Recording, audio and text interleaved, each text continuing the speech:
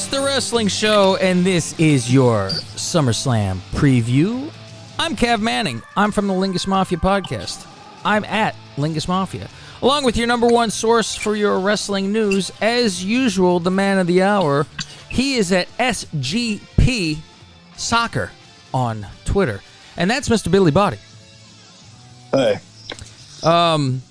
Anyone of note say that your information is always great and perfect and shit that they've never heard public before that you say first? Anybody famous ever said that kind of stuff to you? I just thinking about that. Yeah, some people that might work at WWE might have said it. That's interesting. It's interesting. Maybe we'll talk about that more on a podcast on a poll that comes out this Saturday. Anyway, it's your SummerSlam preview, and I'm not fucking jumping up and down. As a matter of fact, sadly, I do not think I will be watching this live because it's a fucking Saturday, which completely fucks me because I got shit to do. And I'm like, well, I'll see. And the thing is, I can't start from the beginning. You got to wait till it's fucking over. Do I want to fucking jump on in the middle? I'll be spoiled by everybody else tweeting or talking. It's a fucking joke. That's ridiculous to me. What's part? That's ridiculous. Like, well, first of all, how much is ridiculous here? Like, let's run it through. The music you chose is ridiculous. Like, we use it every year. Like, it's so. And that's like, the proper good SummerSlam that I miss. It's like it's so like nostalgic, and it's so like fucking Warrior and it gets you fired up. You go, ooh, yeah, fucking! I really wish they would turn back the clock one day and actually have Vince do a voiceover and.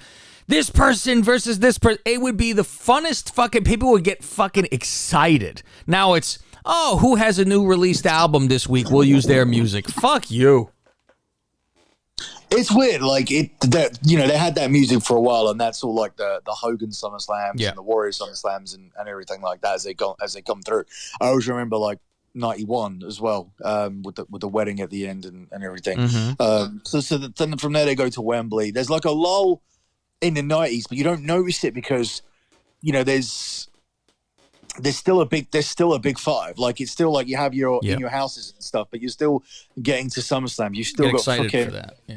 Yeah, you still got like Vader getting his title shot and Bret Hart winning the title from Undertaker. And then the 98's a huge one at Madison Square Garden with Austin and Undertaker. But then it really starts to just blend into another event in the 2000s, and I don't mind the early 2000s from 2010 to 2002 to 2010.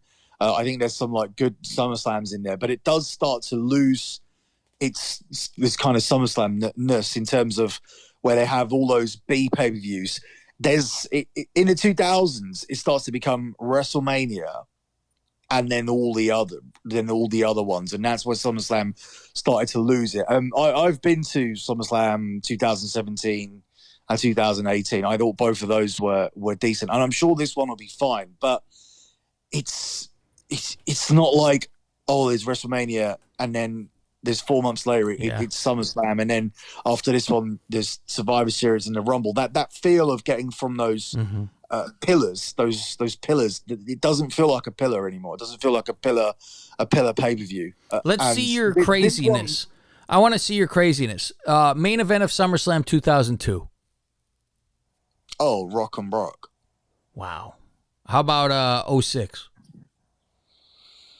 06. Didn't by 06. What was going on? Yeah, didn't Cena lose to Edge in his hometown? I don't even fucking know. I'm gonna look. 95. 95 is Mabel and Diesel. The older one's easier. I even was going back to 96, and I go, I think that's Shawn and Vader. If I can remember it, then you will. Let's see, SummerSlam 2006.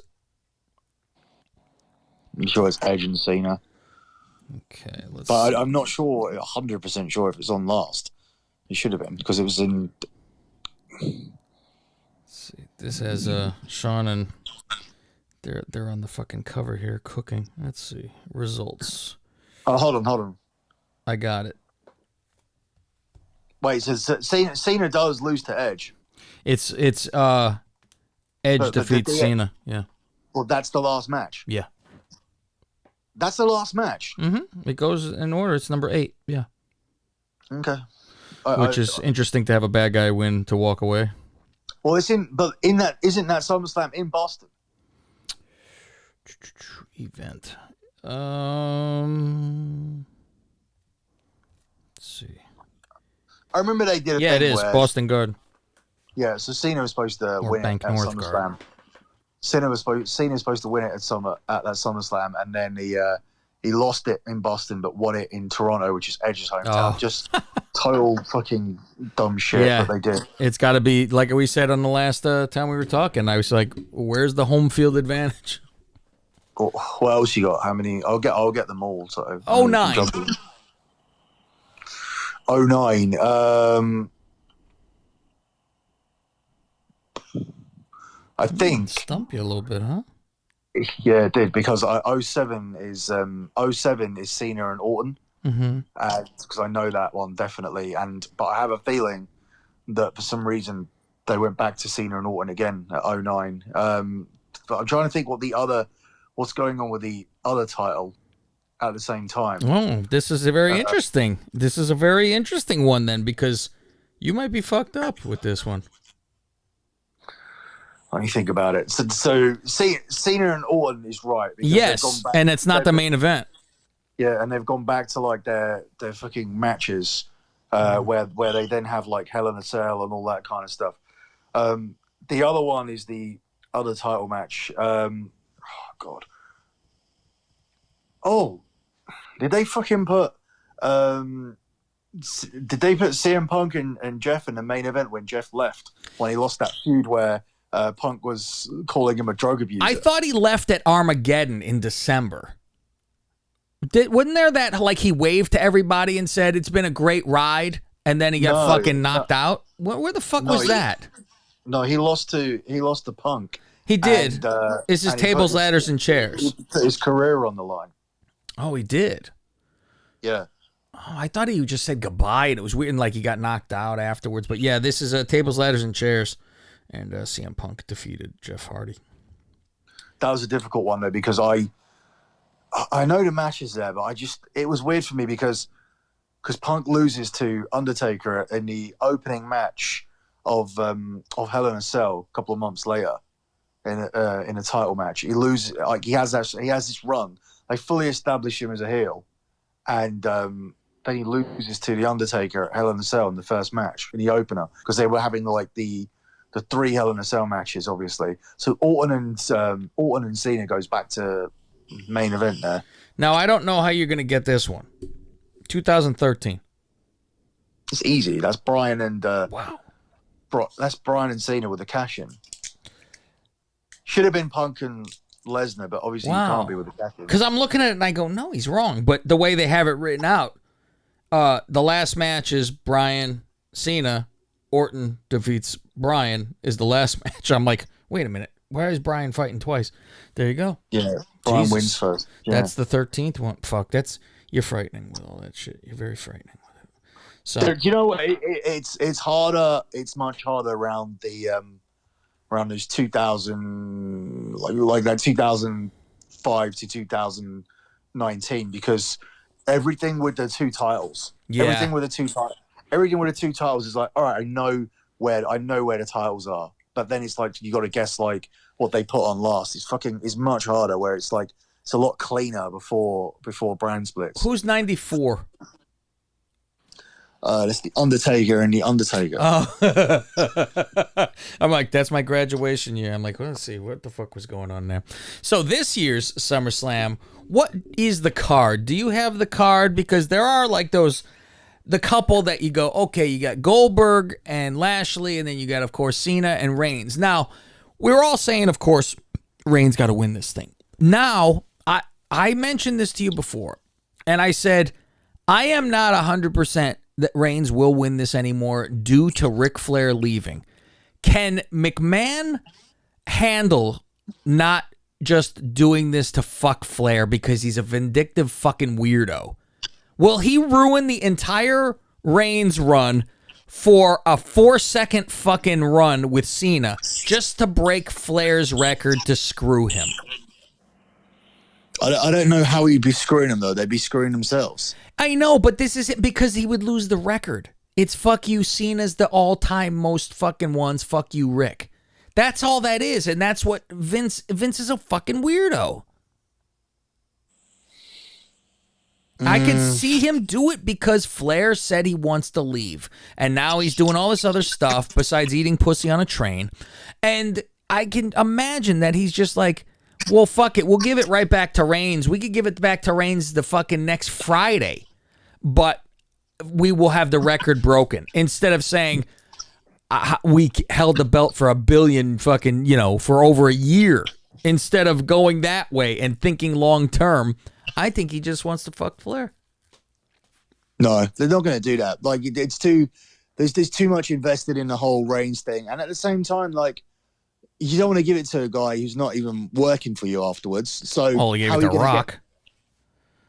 Yeah, but like Rock had an obligation to do the WrestleMania. So, I mean, shit, they screwed the whole Punk thing, which could have been fantastic, where it was Undertaker versus Punk, streak versus title. That would have been great.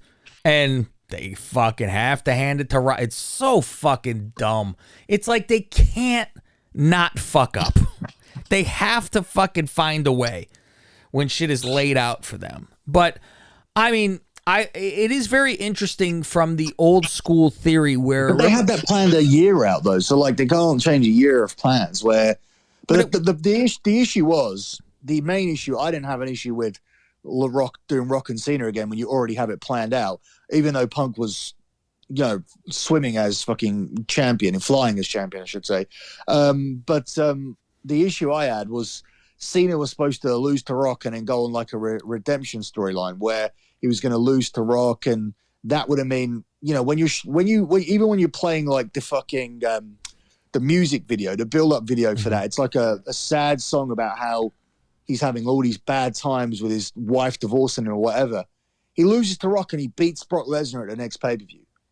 And then he loses to the fucking, to Albert, the, A-Train? Tensai, right? Oh, okay. So I forgot that Tensai was on a tear beating people. Or he loses to Tensai first before he beats Brock. So the whole beating of Brock doesn't work there. But Vince had to do it because it's like, oh, we got Brock back. Like, we own him now. Like, we've got him for $5 million. So Jesus. we have to show our ownership of this guy by fucking beating him, which made absolutely no sense. Because one guy needs to come in and win to look strong. You want to like solidify your investment, and the other guy's perfect to lose because he's on a fucking losing streak. So the whole point is that Cena's whole life is falling apart, and then he gets back on track, and it comes full circle, and he beats The Rock. So you didn't tell the story anyways. So if you're not telling the story anyway, why don't you just fucking not put the belt in that situation? Like, Cena doesn't fucking need it. The problem is that you didn't have Undertaker win the Royal Rumble, so you couldn't do that anyway. So how do you get Cena out of the fucking title match after he's already won the Royal Rumble? So that was the issue you had, and this, I guess you could have had him challenge for the other belt. What the fuck was the other belt this time, or is it gone by now? Yeah, it's gone, but it's not gone because it doesn't go till Orton and Cena at the end of the year. So what's the other match at 2013 WrestleMania 20? I think I'm sure it's Del Rio and Jack Swagger. Let's see. So you'd have had to just have Cena challenge Del Rio. It's fucking stupid. Yeah, this is the New York fucking show. It is Jack Swagger and Del Rio. And it's not good. Of all the, that's the fucking. Did he? What did he do? He knocked him out, or fucking what the fuck did he do with the ladder? That whole thing. When he got fucking, that was just a ladder match. It was a different time. What did Jack Swagger do between the Elimination Chamber and WrestleMania, where they decided that he wasn't going to win the title? I can't remember. That's why I can't remember, because I know Jack Swagger was supposed to win the belt at WrestleMania. So here it is. Alberto champion defeated Jack Swagger with Zeb Coulter. You should check why didn't Jack Swagger win the title. I'll look it up. You should go through the card. Yeah. All right. So the card for this SummerSlam, those two matches, of course. Like, what do you? So you're pretty sure that we're gonna have Reigns win this title? I mean, keep the title. Yeah. Okay. Yeah. So moving on from there, I think we're all pretty sure that now that it's allowed to happen, it's gonna be Sasha and Bianca. Sasha's just gonna lose to Bianca again. I mean, I would assume so, but it's just bad for her.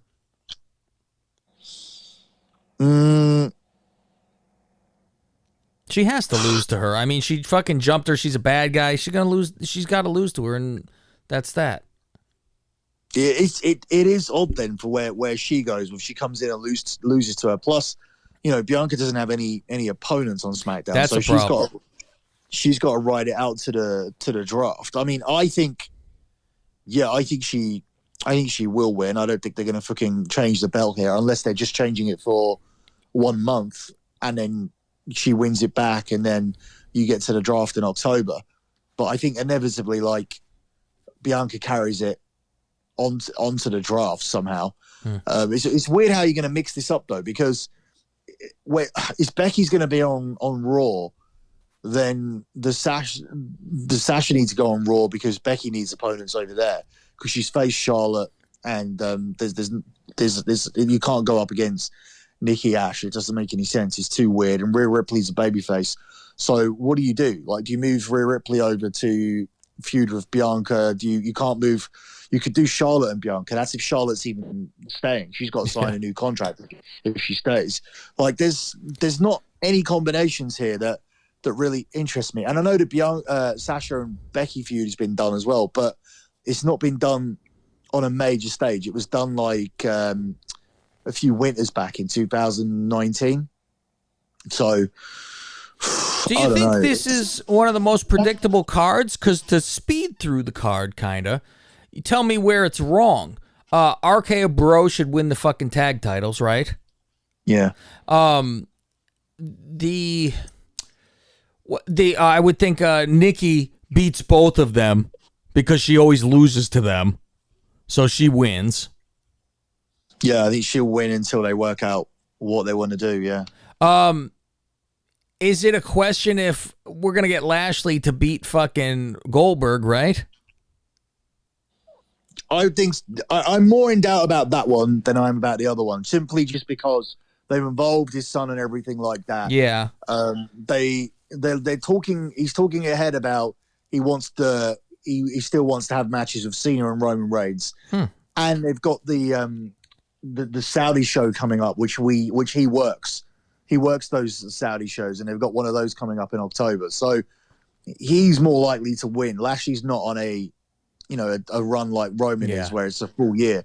So I would think like you could do that one, and then you could flip it back in Saudi or wherever, or you could even do Goldberg and Roman at the Survivor Series in their champion versus champion thing. Just to because he's talking about wanting to do it, and then you could beat Goldberg in the December pay-per-view. That's what you could do. This one I could see, or you could have fucking Big E cash in on Goldberg after he loses to Roman, something like that. I don't know. That one I can see like happening more than the Roman one, definitely. But I still think it won't. I still think somehow this guy gets another deal despite losing his last 3 matches. I would assume that Drew easily beats fucking Tao Li over there, but at the same time, is that the surprise? That because Jinder kind of needs a fucking win, maybe?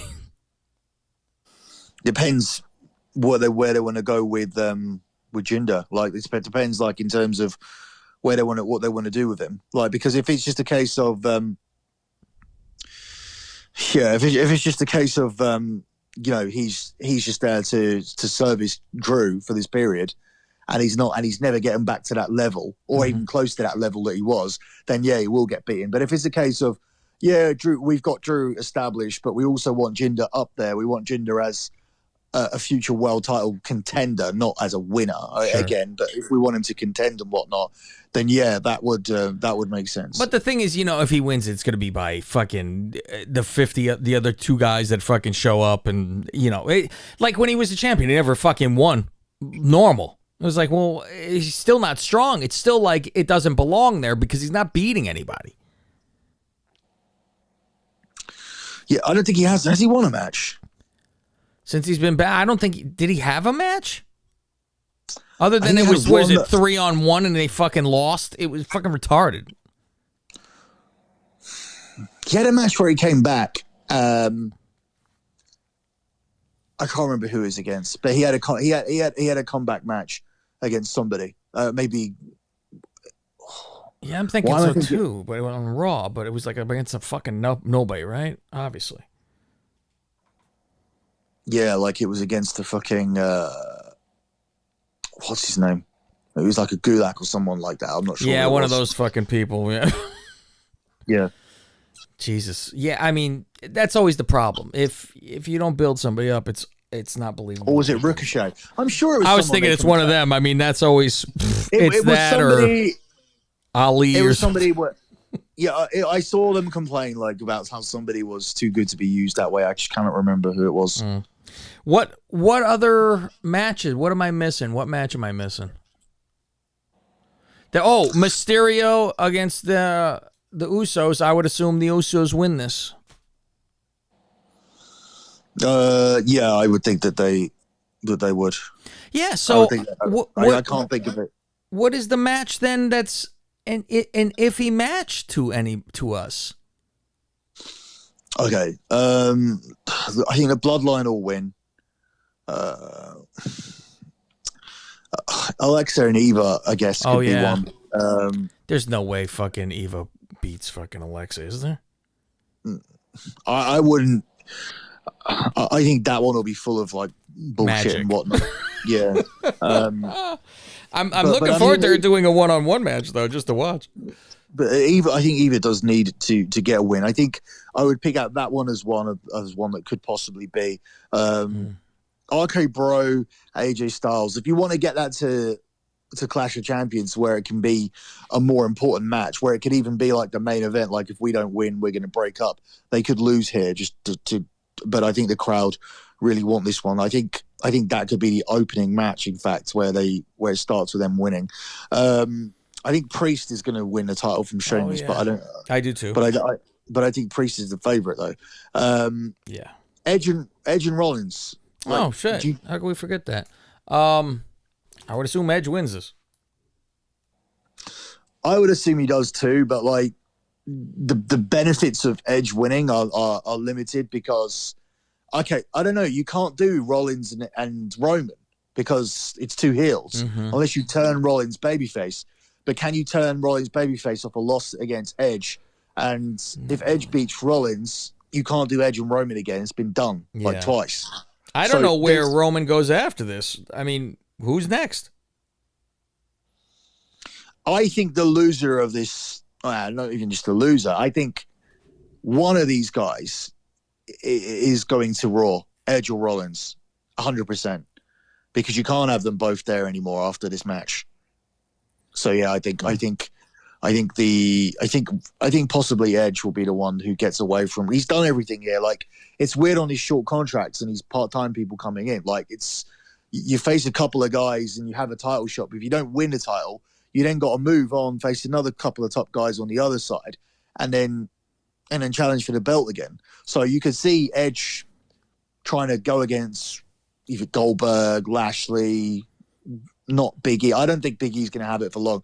I think the thing where Paul Heyman was cutting a promo the other week, and he was standing there with that smile and the laughing and stuff. Yeah. That got absolutely. Some people like certain shit and some people don't. I saw that getting universally panned. I even saw people going, "Hey, I like the New Day, but this is not main event shtick. This is still New Day shtick that doesn't translate over to you being serious." And I saw people who are, the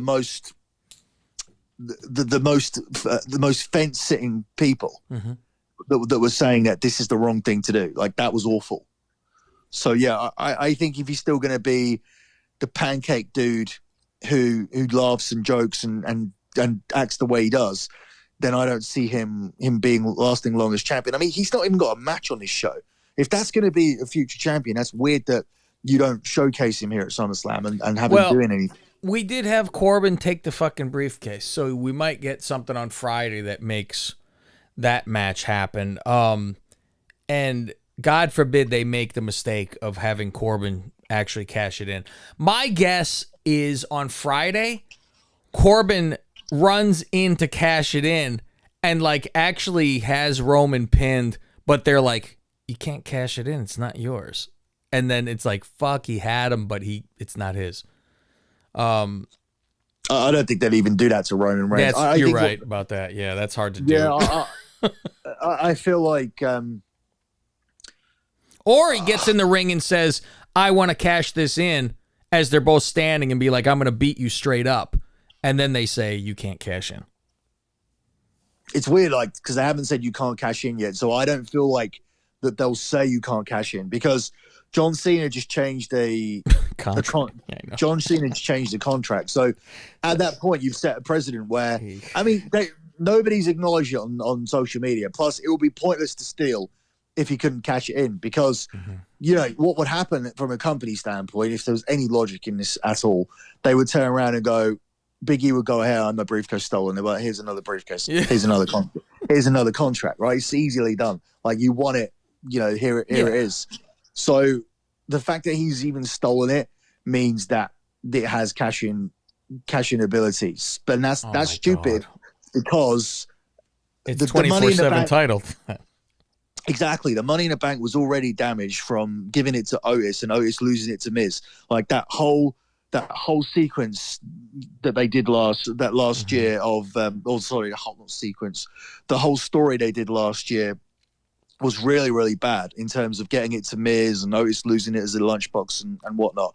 And that needed this year. The damage needed to be repaired. It needed to go to someone good, someone who everybody like believed in and thought, you know, yeah, I see you as a future champion, and they needed to cash in like effectively. But you know, the women's side last year, Asuka was told the belt was in the fucking briefcase. Yeah. They didn't have anything. This year, Nikki Ash cashes in the next day, and she's fucking terrible. By the way, Liv, who's going to win it, has now killed herself because she got told she wasn't winning it. Is that what happened? Like, what the fuck? Like, how can you be on TV all the time and now you're just not even on TV anymore? You know what? I completely forgot about her. She disappeared. And it's not believable. That. I do, and I completely forgot about it. Out of sight, out of mind. I'm like, they got old fucking Thea Trinidad on there instead all the time. And I'm like, is it believable that Liv could beat Bianca? Is it even close to believable? Other than, like, of course, with a contract, Money in the Bank. But I mean, like a match, I wouldn't be able to believe it.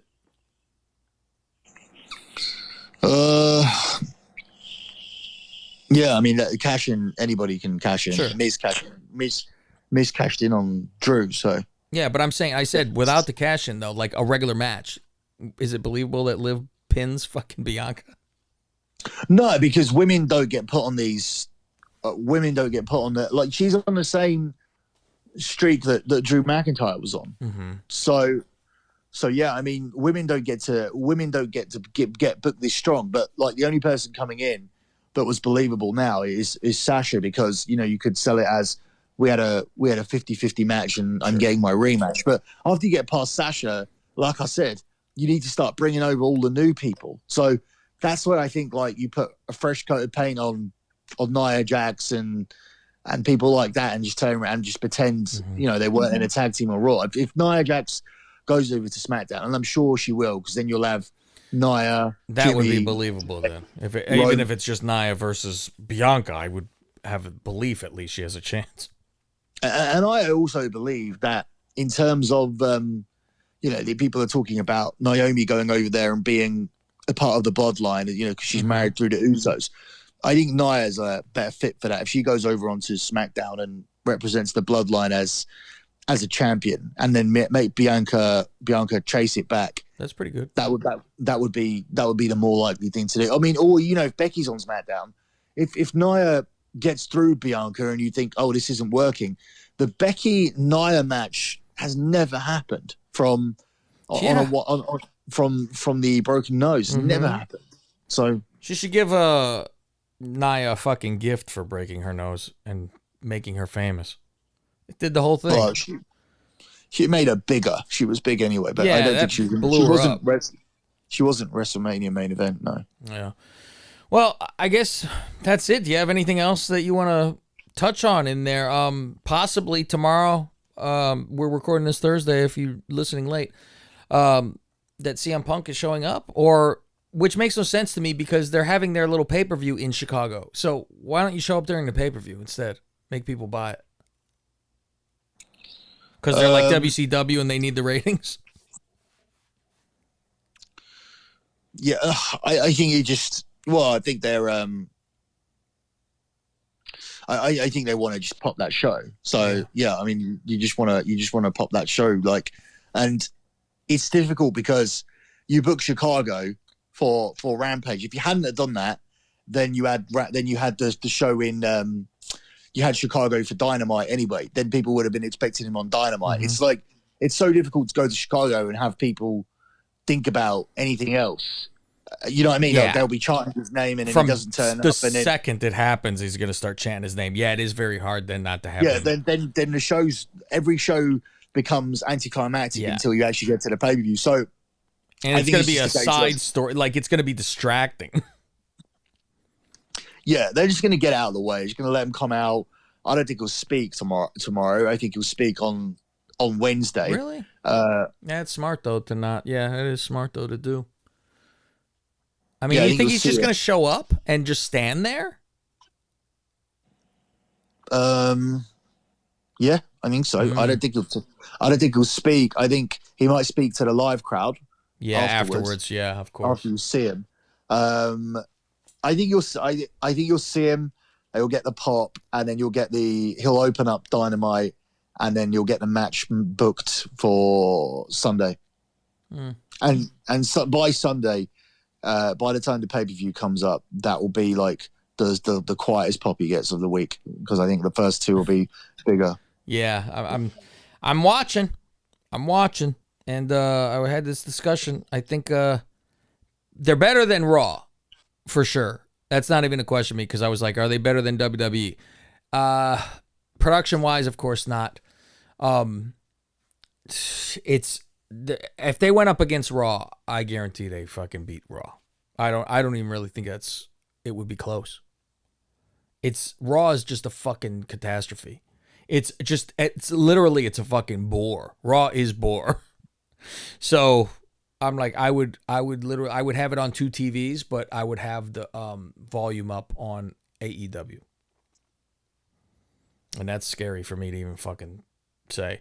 But I want it to happen. This Rampage show is 1 hour a week, right? Yeah, it's great. It's very digestible. Boom, done. I said, oh, great. Fucking, that's the way I like it. And that 2 hours you could deal with 2 hours. These fucking idiots with the 3. Can you imagine they had like a different owner with a smaller roster with 2 1-hour shows a week?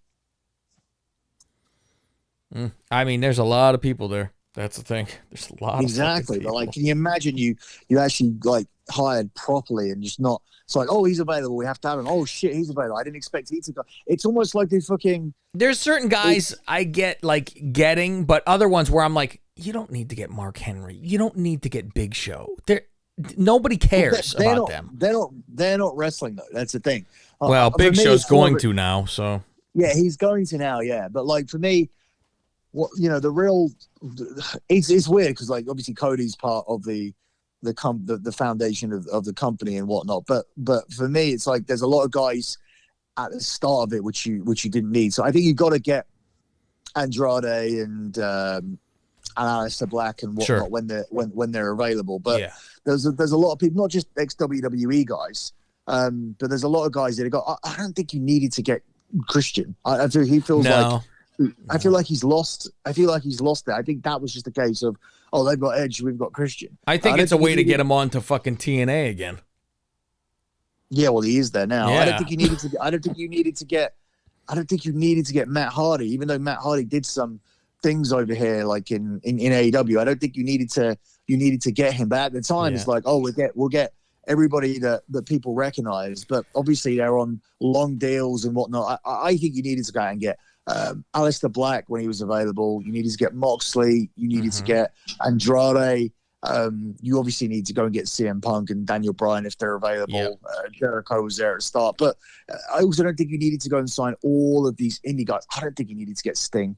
No, fuck no. I mean, I get that it's a name, and you'd almost hire him for an it's the same reason ambassador. they'll get. It's the same reason they'll get Flair.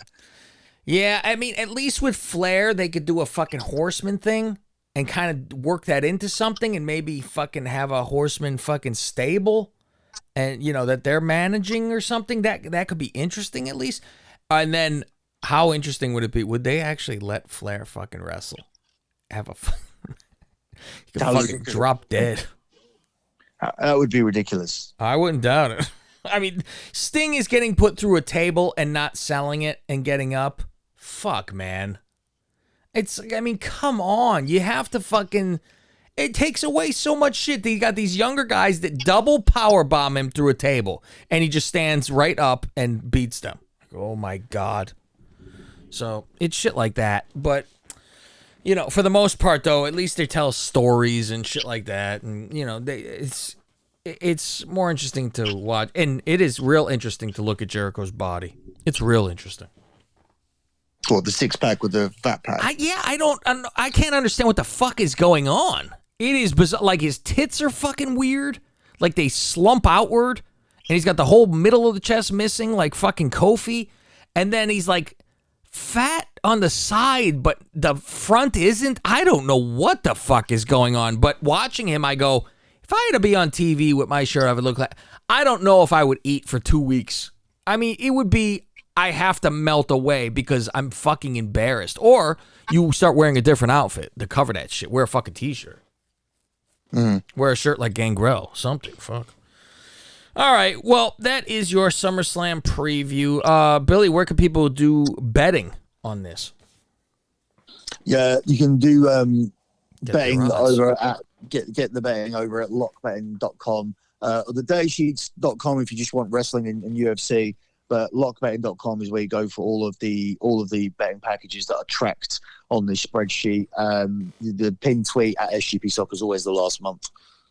Okay, and he's hit this constantly, folks, and this SummerSlam.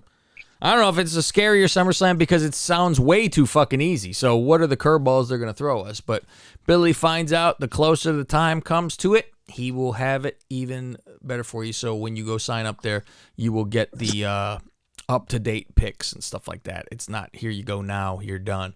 He will let you know when shit is changing, and so you'll be able to win some money.